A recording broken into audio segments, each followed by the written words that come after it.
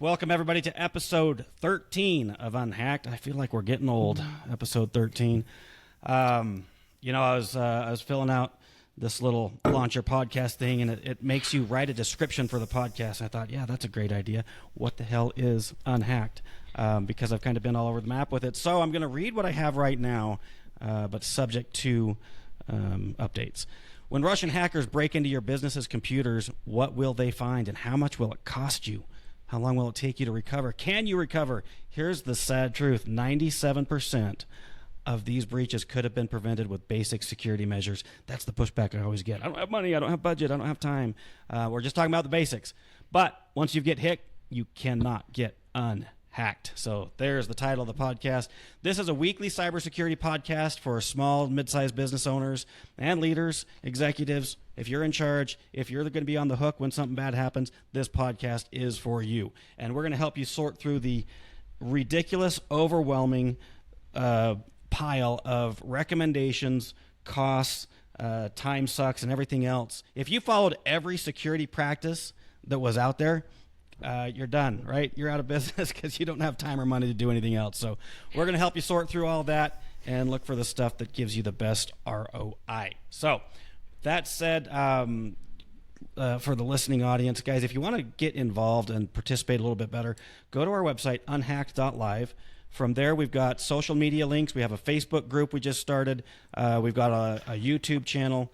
You can watch live. You can interact. You can chat with us between sessions or even while we're recording live. So, and also see upcoming episodes, topics, and whatever. So today, while I introduce today's episode, I just have to say that one of our top fans, again, among the thousands and thousands of our listeners, one of our top fans asked me this morning, she's like, "Hey, Justin, what's the topic of your podcast this morning?" And I said, "Passwords." And she's like, "Oh my God, I'm not listening to that one. I use the same password everywhere. I don't want to hear it." And she walked away. Like, all right. So I don't know. Hopefully that's not a standard response. Hopefully people do listen because this is probably not, when you introduce a subject, we're going to talk about passwords. Guys, do you guys get excited? Do you ever think, hey, this is going to be great fun? Because I don't. With the passwords, maybe a little, because it's probably the easiest thing somebody can do, and has probably one of the greatest impacts. So there you go. So back to why we're here, sorting through it all. If we could do one thing, this might be it. Yeah, I always take a deep breath whenever we have to talk about passwords because I know it's not going to be just like a quick conversation. People are always going to act surprised, like, really? You were able to see all the passwords that we were saving? And I'm like, yeah, it's only like 3 different passwords, and you used it like 930 times, you know? Oh, yeah. So, no, I ran a scan, one of the scans that we always promote that we do for free. I did one for a prospect, and I pulled up the report, and I'm like, these are all the passwords that found on your computer. These are all the passwords that found on the dark web. Are any of these still in use? Yeah, all of them. So, yeah, probably is one of the best things, most important things that we can do with the biggest bang for your buck. All right, let's do some quick introductions. Bryan, let the audience know who you are, where you're from, what do you do? I don't know, your favorite pastime, something personal about yourself. yeah, sure. So Bryan Lachapelle with B4 Networks in beautiful Ontario, Canada, down in the Niagara Falls region. President and CEO of B4 Networks. We provide computer support services to our local businesses, and something maybe personal about me is that I'm a champion of improvements. So just micro improvements every day, how to get better, how we can improve ourselves, our community, and our clients. Is that like the Darren Hardy, what does he call that? No? Okay. No, it's just our personal.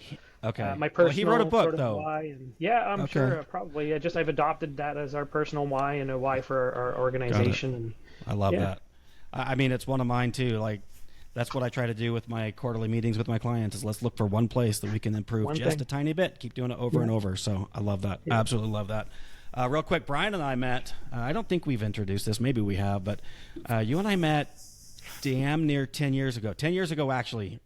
Yeah. Exactly 10 years ago. 2014. In Nashville, in a peer, I guess, marketing group, but it's evolved into way more than marketing. And we've been friends ever since. So I've watched you, Bryan, grow from relatively small to Three like employees. very impressive. Yeah, 3 employees. To how many now? 20 something? 22.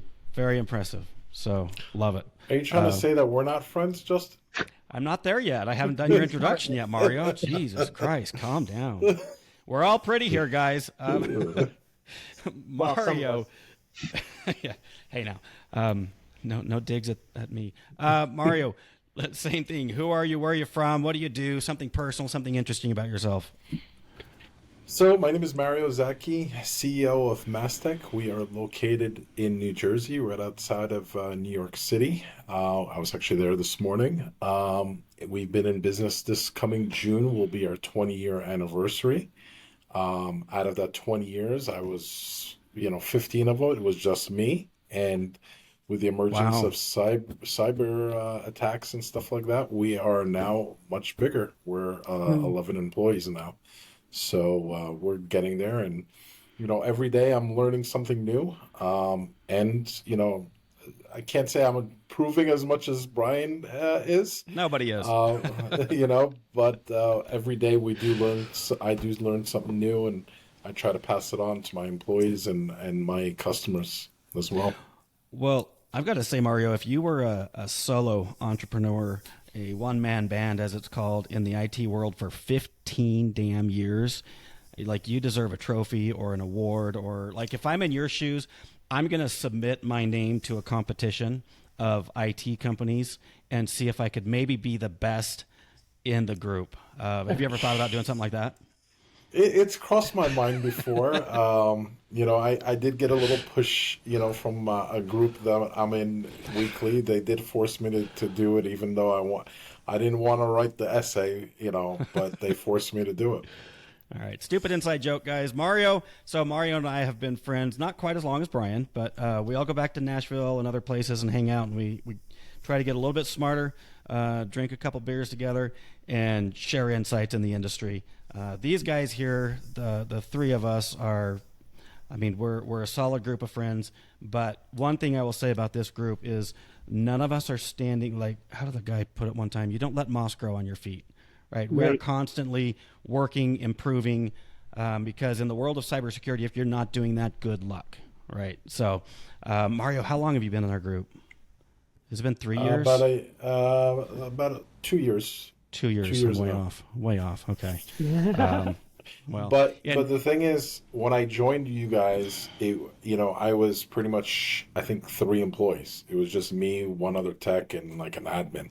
And now you're 11. So, yeah. Now I'm 11, and and honestly, it has, a lot to do with you guys. So I appreciate it. Yeah, it's a great group to be involved in. My story is a little bit different. So, I've been doing IT. I say IT because it wasn't called IT when I started doing it. It was called computer repair or fix-it shop or something like that. It started in 1997. Actually, my passion for technology was born when I was, I think, 12 years old. My dad brought home an Apple IIe. Have you guys ever heard of this device? Oh, yeah. Okay, well, I don't know what percentage of our audience does, but let's just say I'm dating myself. That's an old machine, dates back to the 80s. Got into computer repair as an adult and quickly realized I needed a criminal justice degree, which I earned from the University of Hard Knocks. I have that framed and hanging on my wall right now. I have been involved in one breach with a client that was very devastating, and that was my turning point in the world of technology. That's where I went from the mindset of a computer repair guy to, oh shit, we're fighting Russian crime rings, organized crime rings, right? And this is serious business. So that's how this movement of mine was born, where security is my number one focus. I won't say it's my passion. Passion is business. Passion is growth, profitability, productivity. But this is what will keep me up at night if I don't pay attention to it the most. So, all right, there we go, guys. Those are your hosts. And now, if I can only figure out how to work my computer, I'll pull up my notes and we'll continue on. All right, here we go. Justin went from a computer repair guy to an IT specialist to a crime fighter. I love Pretty that much. Progression. Pretty much, yeah. Anyways, okay, let's talk about let's talk about passwords. And apparently, this is one of the most exciting subjects available to the lay computer user. Please, no. These are always interesting to me. I don't think I've ever done one of these podcasts where I prep for it and we present and you guys, we all talk about this and we throw shit around and we banter. I always come away a little bit smarter. So that's actually one of the selfish reasons I do this podcast. But today in the world of passwords, I'm like, I know everything. I don't need to worry about this. I can show up, throw up, and create a great episode. But then as we're going through these, I'm like, shit, here's another angle that I hadn't really considered. And I hate that and I love that. And the one that really stuck out to me was Ticketmaster. I don't like using names, but I'm pulling this off of a news article. Somebody else put their name on it. So here's what Ticketmaster did, guys. This is new and ballsy. They hired somebody from one of their competitors. That employee brought over a list of passwords, an internal document, and shared it with Ticketmaster. And it got shared throughout, some of their leadership meetings or whatever. And they took that information and used it to illegally access and spy on their competitor. That blows my mind. This is a big name. Crazy. This is a federal crime. This is not a small thing. And we talk about fighting crime in Russia, but Jesus Christ, this is a company that we trust and know and do business with. And that's the type of behavior. I was horrified. I'm not going to lie. And now I'm thinking, okay, great. So not only do we have to protect against criminals, we've got to educate our clients on basic ethics. Like, that's not what I'm doing. I'm not your mother. Yeah. So, anyways, I guess I have to add that into the list. It'll go on my internal policies or whatever. So, do you guys have any thoughts on the Ticketmaster breach? Anything that came to your mind there? Not breach. I have to back up. It's not a breach. This is criminal behavior. Thoughts? Sorry, go ahead, Mario. Sorry. The one thing that I noticed is again coming back to basics. It's two-factor authentication. I mean, without having that in place, like it's tough. Now, for 99% of your things online, you have your username, you have password, and you have 2FA. Username is usually either admin or your email address. Password, it's not that hard to crack, and we'll talk about that. Your last line of defense is really two-factor authentication. So if you don't have two-factor authentication, then you're going to it's a matter of time when that password gets breached. Yeah. Right. Especially if you're using it multiple times, or if it's a relative's name, your dog's name, with a date of birth. Come on, guys. I mean, these hackers are not like they're not in this third world country, working off like a 20-year-old machine. They have the best stuff, probably better than what we have here, to try to get as much information as they can. Right. And that was what happened here. It's just no 2FA. Yeah. This story of Ticketmaster actually brings to mind something that actually happened to me recently. Not a breach, not criminal behavior, but just goes to point out how passwords can be compromised in odd ways. We had taken on a new client about I want to say about 4 or 5 years ago, and as part of taking on a new client, we always want to move their domain name, whatever their website is at, over to our management. And so we had reached out to the customer. They told us a couple things about where they are. They couldn't figure it out. So we did a little bit of searching on their domain, figured out who had it registered, like which company registered it. So we reached out to the company that registered it, said, hey, we need access to the domain. And it went back and forth for a bit. They obviously had some security precautions or procedures. Anyway, in the end, they gave us access. They reset the password, sent it to us.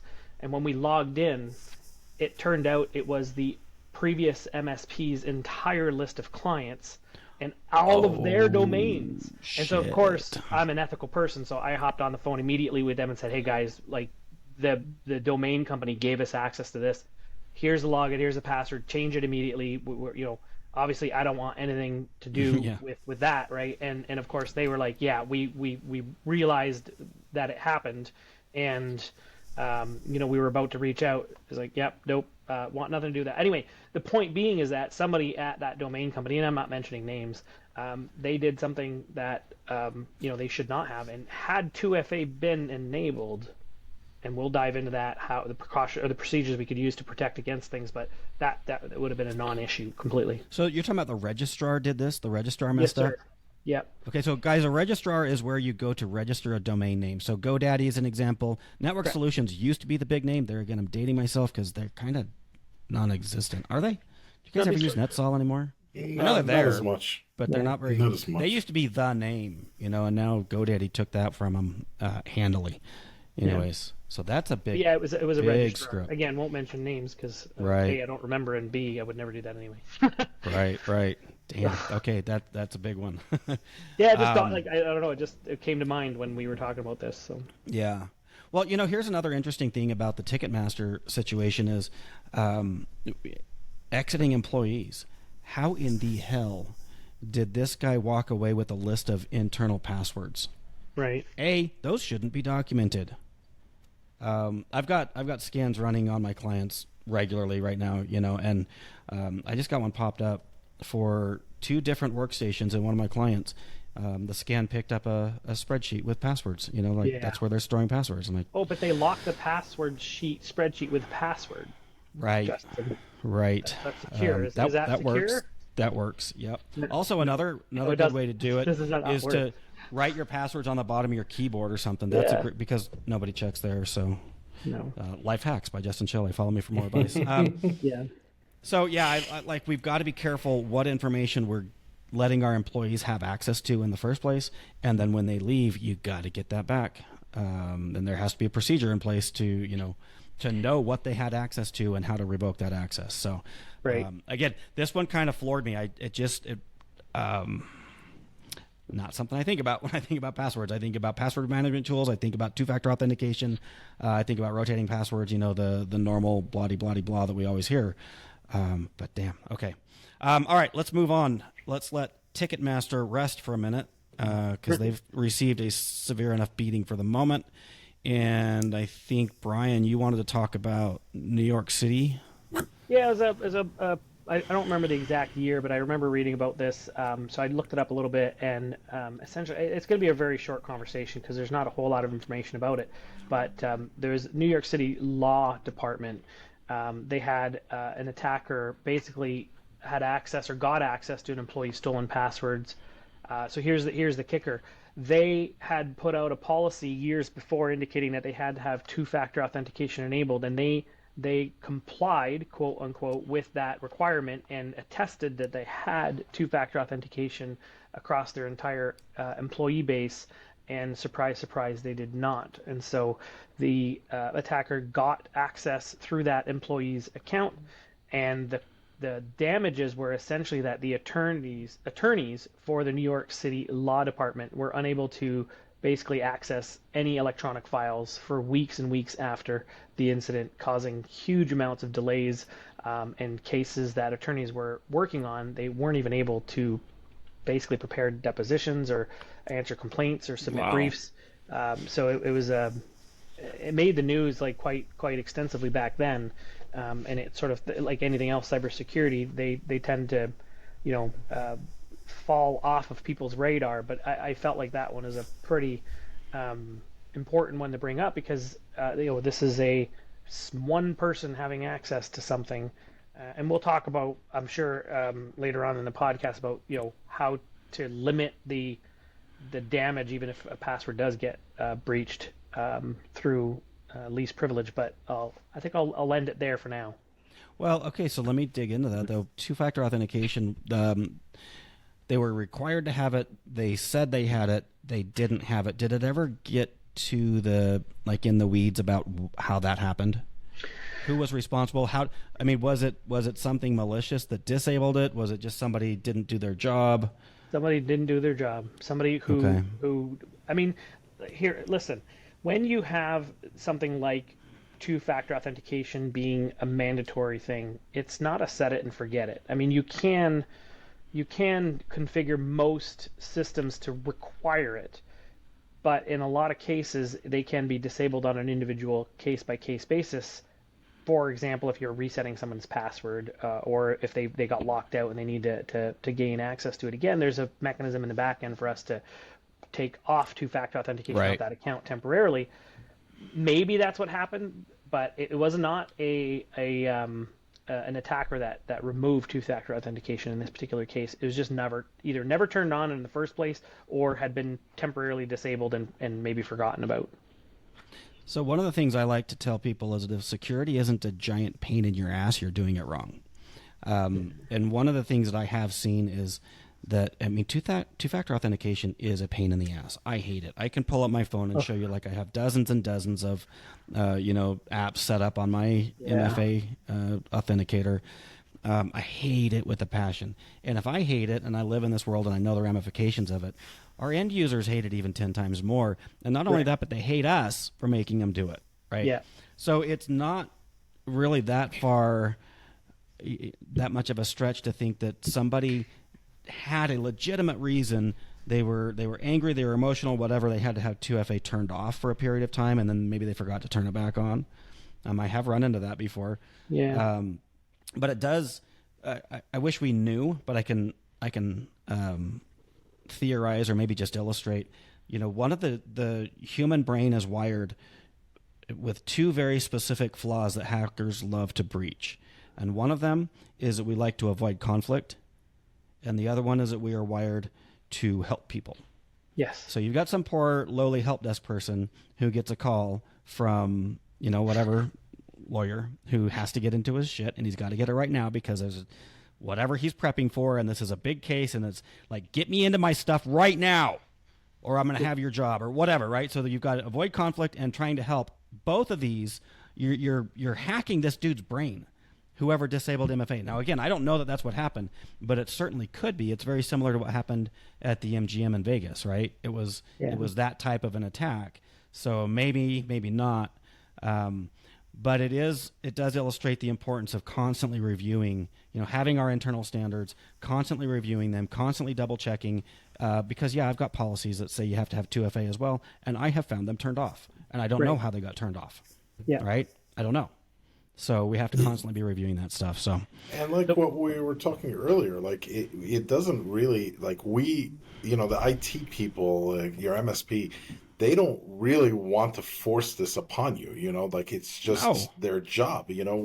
When we have customers that say, really, do I need to change my password every 90 days? Do I need to change it every 6 months?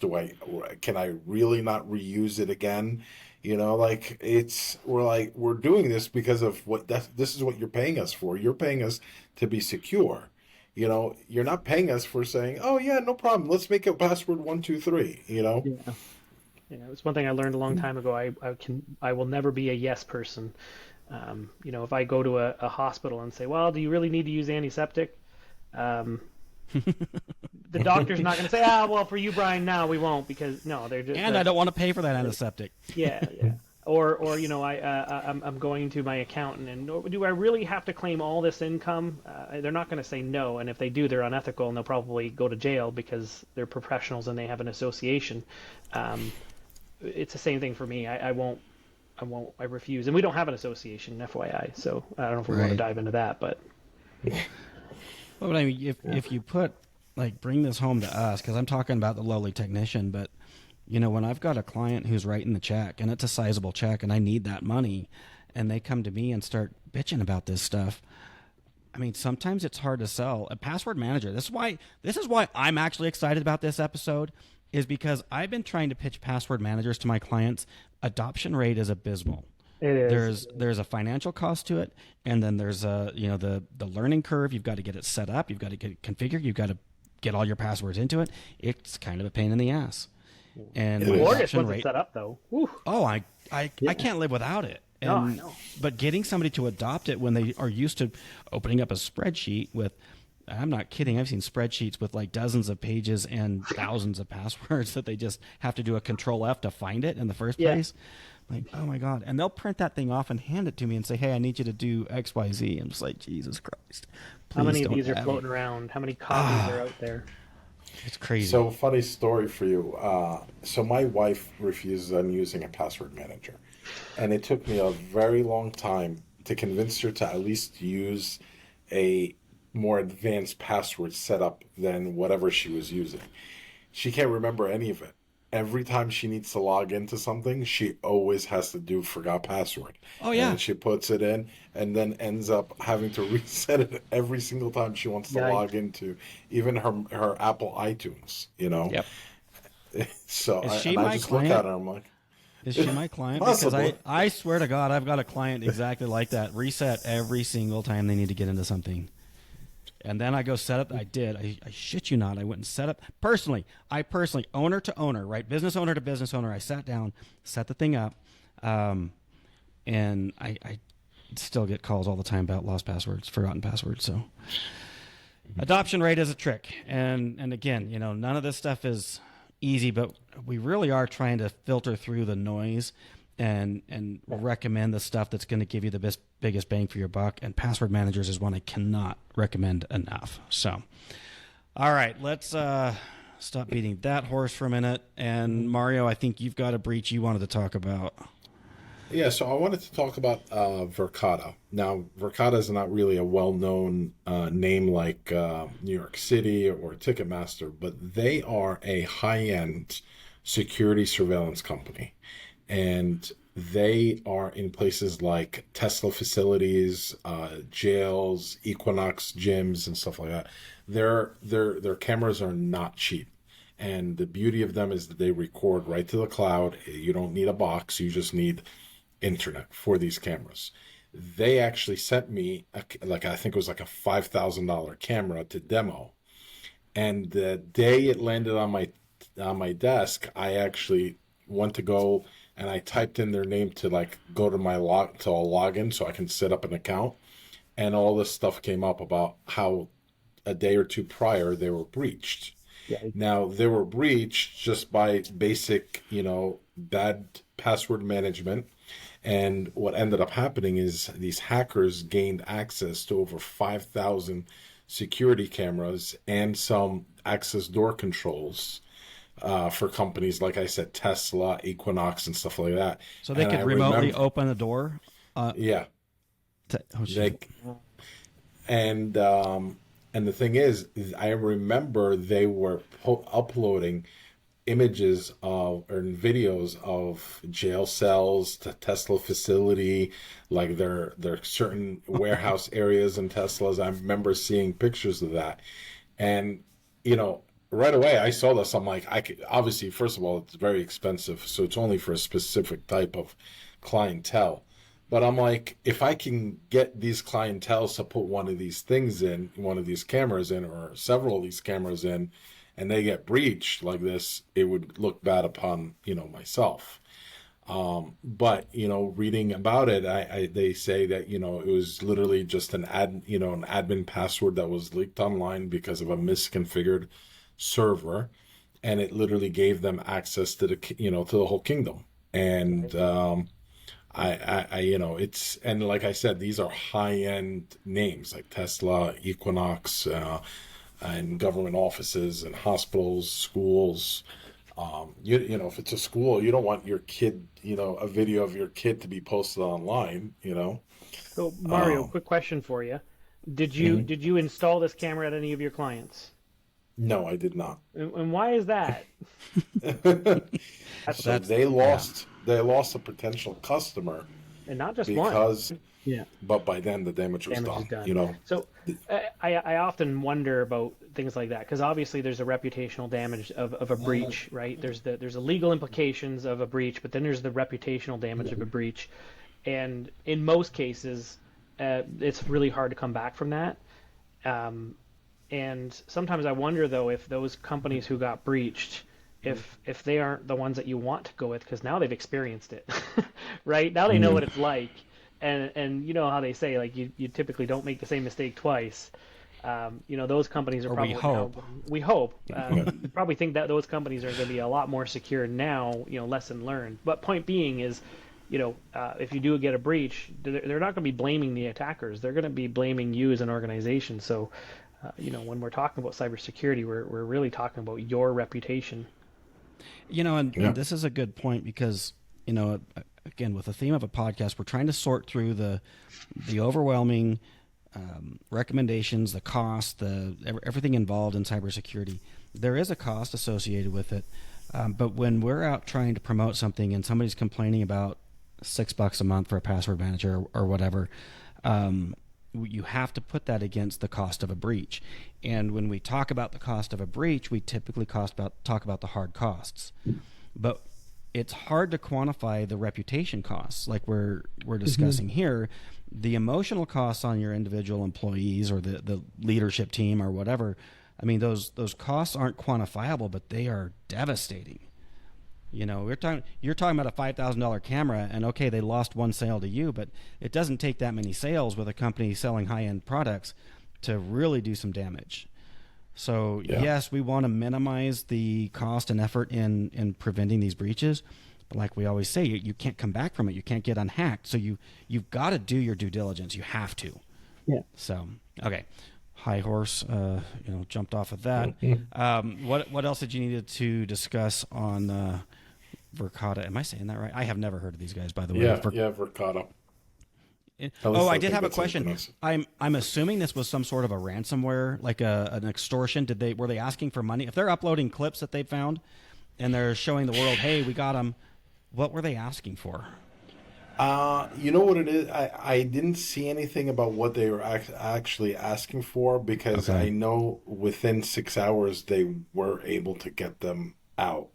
So I think it was, and this is one of those rare things where they weren't able to actually encrypt any information, or they may have caused some damage to video, like recordings, but it's not, with video cameras, it's a little different than like a QuickBooks file or an Excel file and stuff like that. I mean, worst comes to worst, you just lose everything that you had prior, and then you start, recording forward. I mean, if I'm a bad guy, though, and I get in there and take that, I've got access to their video, first thing I'm going to do is show them the video internally and say, hey, I need about $200, $300, $400 million, whatever it is, because I also know how much is in their bank accounts if I've breached their system. I need that money, or I'm going to take these videos and I'm going to damage your reputation. I'm going to show the world So I'm curious. I'd love to know the outcome there. If there was at least an attempt at extortion, which I expect there was, or if this was just like some poor bastard who's like, I don't know. This is his first hacking job, and he's just totally fucked it up. What went wrong that there wasn't an extortion element of this? Because there usually is, and maybe there was, and we just don't know about it. Anyways, random. Yeah, I'm sure there was probably something. Random musings of Justin's brain. All right. What else, Bryan? You had just some general things you wanted to talk about as far as storing passwords and browsers and stuff like that. Do you want to take it? Sure. So there's different things about passwords. So we've talked a little bit about reusing passwords and we haven't gotten to it yet, but the complexity of a password and why that's important, which I'm sure we'll touch on shortly. But one of the things I wanted to address is how passwords how are criminals getting the passwords? And there's a couple different ways we can get it. I'll mention a couple, and I'm sure Justin and Mario will probably hop in here. But a couple ways they primarily get it is, one, the dark web. So for those who don't know what the dark web is, it's just a place where the criminal underground goes online to exchange information. And I won't dive into it too much, but point being is not somewhere where typical people go. And they'll, after cyber criminals breach into networks, they'll often put it up for sale there so other people can carry on and do whatever they're going to do. So it's almost like, crime as a service. I did the first part. I breached and got a bunch of passwords, and now I'm going to put them up on the dark web, and people are going to buy it, and then they're going to do their part, and we all make money. And so for people who love reusing passwords, when you get a breach, and I've mentioned this at many conferences and many speaking engagements, if you reuse your passwords, in most cases, your login name at almost every single website you visit is your email address. Right. And if you're using the same password on that website that you do for your email address, they now have your password to your email too.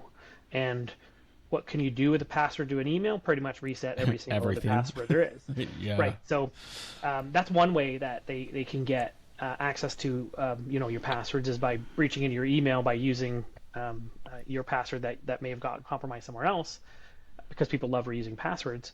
And the other way that people can get passwords is like our number one fan that I mentioned earlier. Yeah. And the other way criminals get passwords is actually a lot of us, well, not me, and probably hopefully not my peers here, but a lot of people love to save passwords in Google Chrome and Edge or Internet Explorer, and they love using the password manager that's built into those applications. And once upon a time, I used to do that as well. And then we got a password manager, and I said, oh, you know what, I'm just there's a feature here in the password manager to import all the passwords from Chrome. And within seconds, it had every single password that I entered into Chrome imported into the password manager. And I thought, if it was able to import those passwords without me authenticating or doing anything, pretty much anything that gets access to your computer can also do the same. And now we know a lot more about password management and whatnot. There's tools that we run on our clients' computer systems that actually scan that, grab those passwords that are in their Google Chrome and their Internet Explorer, which we disable, by the way, now by default for most of our clients. And we show them, like, here's your passwords, right? Like, obfuscated, of course, start out some of the passwords and say, like, and some of these passwords were breached on a dark web because we could backwards search those as well. So that's another way. Don't use the browser password manager. They're notoriously weak. Apple does have slightly better, if you're using the Apple password manager on the device, like a mobile phone. Those ones are, for the most part, as far as I know, secure, but I still prefer a password manager that I can use across all of the third party. They're secure, but it's a pain in the butt to export it. You can't export it. Yeah. So those are a few areas that I know of that people get passwords, and I think we talked about spreadsheets as well. But maybe Justin and Mario have other things that they know of that maybe. Well, I'll piggyback off of that, and you kind of alluded to it, but I want to directly call this out, that vulnerability assessment that we offer for free will go in and search for these. And, this is one of the things I like to tell somebody. And I think I opened with it. When they hack your computers, what are they going to find? We can show you that. Right. And once we have that information, then we can go to work remediating it, because, or at least mitigating some of these risks. But when we don't even know they're there, that's where the real problem is, because, listen, you can click any link. You can go to a website. I don't know that everybody knows this. You can visit an infected website completely out of your control, but you go to their website, it can actually download malware right onto your computer. So it could, in theory, you visit a website, a reputable site, it downloads the thing, it pulls all your password, and it exfiltrates them. It uploads them to their servers. You don't have to do anything. You don't have to even be aware that you were breached. That can happen behind the scenes. It can happen instantly. Yeah. And then 2 weeks later, somebody's in your email, and you're going, how did I get breached? I don't remember doing anything. Right. And it's not necessarily just passwords that you stored intentionally, because some of this stuff is stored in memory, or it's stored in little cache files or whatever else. There's so many places that this stuff can get stored and that can be accessed by the criminals. So, and it could just be one click away. Like, you just click on one or thing. A view. That's what I'm saying. You don't even have to click. You can just view an infected website, and the viewing of that site downloads stuff to your computer, right? All the images, all the text, everything you're looking at, you didn't click to bring that onto your computer, and you can bring malicious code down as well in that process, just viewing an infected site. So, and these scans are critical. The one thing I do want to add is, like, we're mentioning some of these simpler things. There's obviously a lot more things that they can do, like force attacks and stuff like that, spray attacks where they're trying multiple passwords. But ideally, what you're trying to do is you're trying to just, like, if these guys want to get in, they'll probably get in. But you want to delay them. If they feel like, if you can delay them for like a few minutes, you don't have something simple or if they do get in, they see 2FA and they just move on. You want them to just kind of get frustrated for a minute, 10 minutes, 5 minutes, or whatever, and just move on. That's the whole thing is that you're trying to not only be secure, but if they can get in, they have to have work for it. Yeah. Don't be low-hanging fruit. We talk about that frequently. So, okay, we can steal passwords. We can, or the bad guys, they can, employees can give them to us. That's a great employee. I'm sure he got a bonus for that. The bad guys can steal them or buy them off the dark web. They can break into our computers and steal them off of our local hard drives, history, whatever else. And then, what's actually probably becoming a little less common is the real hacking of a password. And right. Bryan, you talk about that a fair amount. I think, didn't you see a demonstration or something recently where they discussed how quickly a password can be actually hacked? Yeah, I took a cybersecurity course at the beginning of this week, and I do this regularly just to learn more about it. I went to a conference last week or 2 weeks ago called Write a Boom that basically instructs us on things that to look for after a breach, but also how to protect them. And one of the exercises we did in the class was how to essentially crack a password. And so they had a list of a bunch of different accounts. So we pretended we had a Windows account, for example, a Windows a server or desktop where there was a bunch of accounts with passwords. And then we used essentially a list of passwords that were common. And we were able to, within about 30 seconds, we were able to guess at the passwords of some of these accounts. I won't dive into the details of exactly how it was done, but know that within literally 20-30 seconds, 5 of the accounts we had hacked and broke into. Now this was all phony, and it was all it's staged, but it's still pretty accurate. Yeah, but it was very, very accurate, and just reinforced for me just how important these passwords and setting up proper security and 2FA and long passwords and things like that. Okay, so long passwords, and I apologize, I might have missed it if you said it in the beginning, but when they were doing this, how long were the passwords that they these ones were about 8 to 10 characters. So okay, yeah. And I think the common recommendation, 8 used to be the number. Yeah, and it's not anymore. I won't do a password less than 15. Yeah, so I posted a chart for all of you to see here, or my peers here, but essentially an 8-character lowercase only password will instantly be breached if it has at least one upper character, letter in there, 22 minutes, a letter and a number 1 hour, and a letter, number, and a symbol 1 hour, or 8 hours, and that's for 8 characters. And so none of those are good enough anymore. If if you're using the uppercase numbers, symbols, and everything up to 15 billion years, so I think you're pretty safe there, Justin. Yeah, randomized complex passwords is still the best recommendation, assuming that they haven't been breached and sold on the dark web. Right. And I still come back to password managers because we as humans cannot do that. We can't create and remember that many passwords, and you can't do it just once. You better be doing it on different password on every site, right? Which is where the password manager comes in. Yeah, and the password manager will create the password for you using uppercase, lowercase, special characters.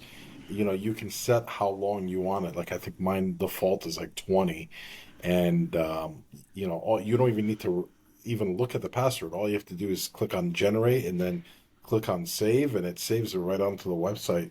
Or when you're creating an account, it pops up hey, do you want me to create a password for you?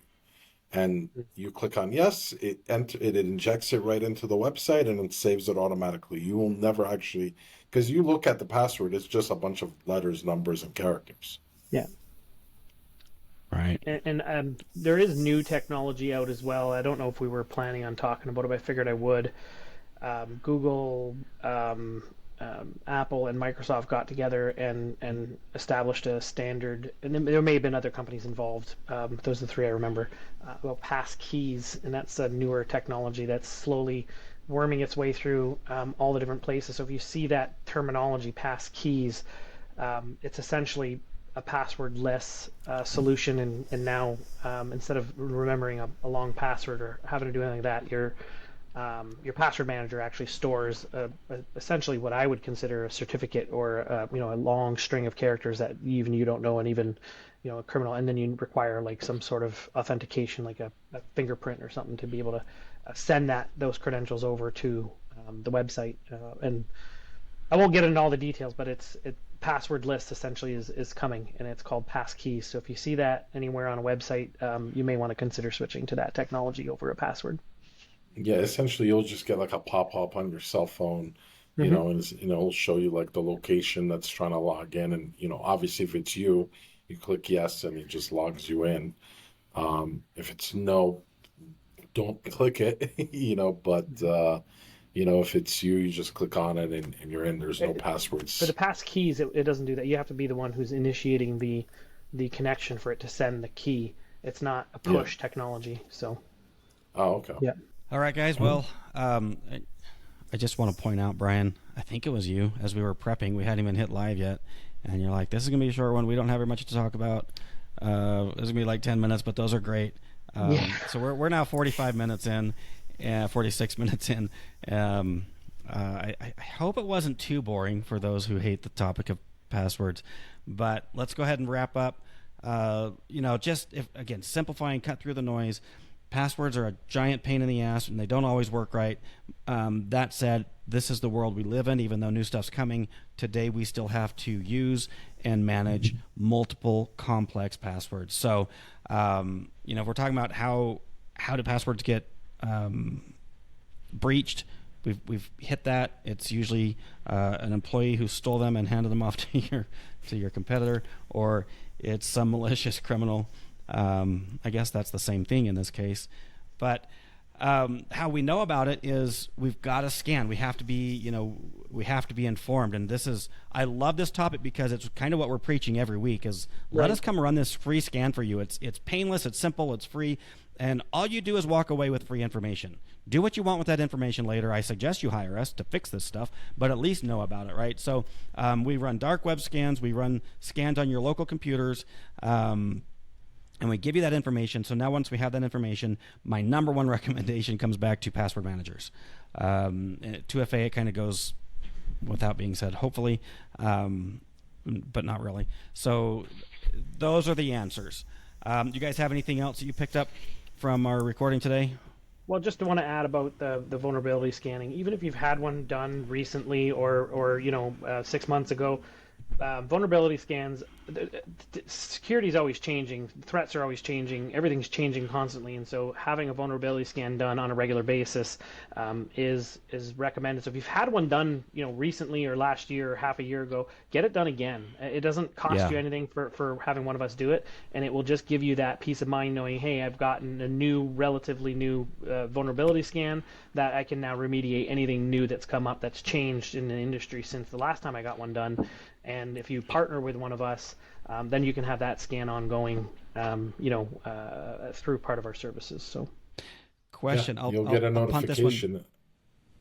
Sorry, I was saying you get a notification every month if something new pops up on the dark web. You'll be notified. I'll let you know. Like, listen, this username, this password was found on the dark web, and we can't do anything about the dark web. We can't go out there and clean it up. But we can make you aware of it, so you go in there and you change that password. Yeah. Question: I'm gonna throw this one to you, Mario. Have you ever run one of these scans and had it come back with nothing interesting? No, not one time. Never. Not one time. Okay. Listen, so Justin. We run this on our own network on a regular basis, and because, like I said, things change on a regular basis, right? So the scans will come up with something all the time. Like, it might be something immaterial or so insignificant, but it's like, yep, okay, let's patch that. But it might be something serious. Yeah. Like in most cases, when it's somebody we work with that's a prospect, it's always finding stuff, always. Yeah. Significant, very serious things.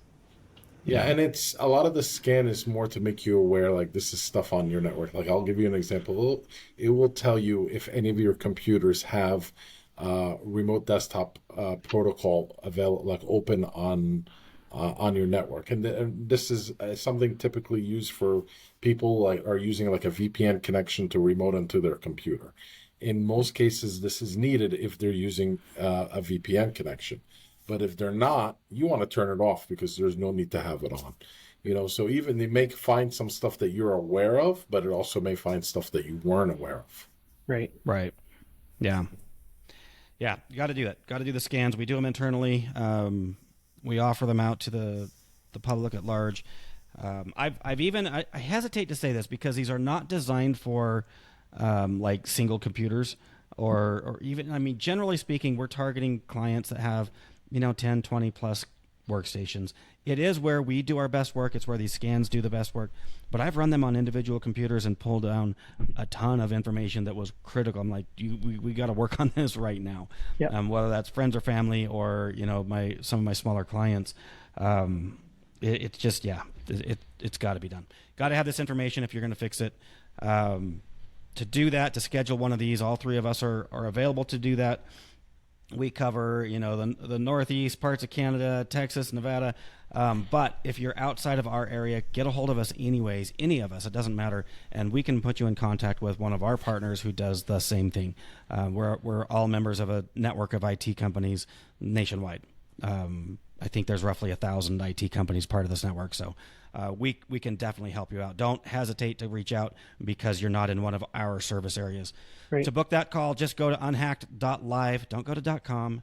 That website was like $1 million or something, so I didn't buy it. Unhacked.live. And not only can you book the vulnerability assessment that we constantly tell you about, but you can gain access to our social media channels. We have a Facebook group that we just launched. We have a YouTube channel where you can watch our gorgeous faces as we record these things. Please don't. Just do audio. And then also we have our upcoming episodes on there. I keep forgetting that. Currently out of date, which I'm going to fix as soon as we're off of this one. I haven't updated it. But what we'd love to have is some feedback. So if you go on and you see an upcoming topic that you're interested in, jump on our Facebook group and tell us what you want to talk about, what questions you may have. All those links are on unhacked.live. Last thing I'll say is if you find any value in this, please share it. Help us spread the word. We do not pay to advertise this. We're all basically donating our time to be here. Help us spread the word. Help us drive this message and protect people. So that's all I've got to say. I'm going to shut up. Mario and Bryan, I'm going to give you, in that order, a few minutes to just final thoughts, key takeaways, or just simply say goodbye if you've said all you need to say. Mario, you take it away. Yeah, I mean, I have a lot of fun on here, and even some topics that our fans may think it's boring. It's kind of interesting to us. Only us three can sit there and talk about passwords for almost an hour. But it's only going to be like 10 or 15 minutes. I promise. And yes, let us know if there's anything else that you guys want to discuss, or if you want to hop on and talk about something else. Let us know. But I appreciate everybody's time out there. Once again, Mario Zaki with Mastec IT. All right, Bryan. Well, the only thing I'm going to add is, listen, cybersecurity is a journey. It does not have to be done all at once. It does not have to be something that is dreadful. If you start the journey today and we get 1% better every day, you will make a difference and you will not be that low-hanging fruit. So go unleash your 1% better every day, continuous improvement, and start the journey today. God, I love that. That is a beautiful sign off. 1% better week after week, guys. That's what we're here for. So, all right, with that, take care. We will see you all next week. Thanks for joining us. Bye, guys. Bye.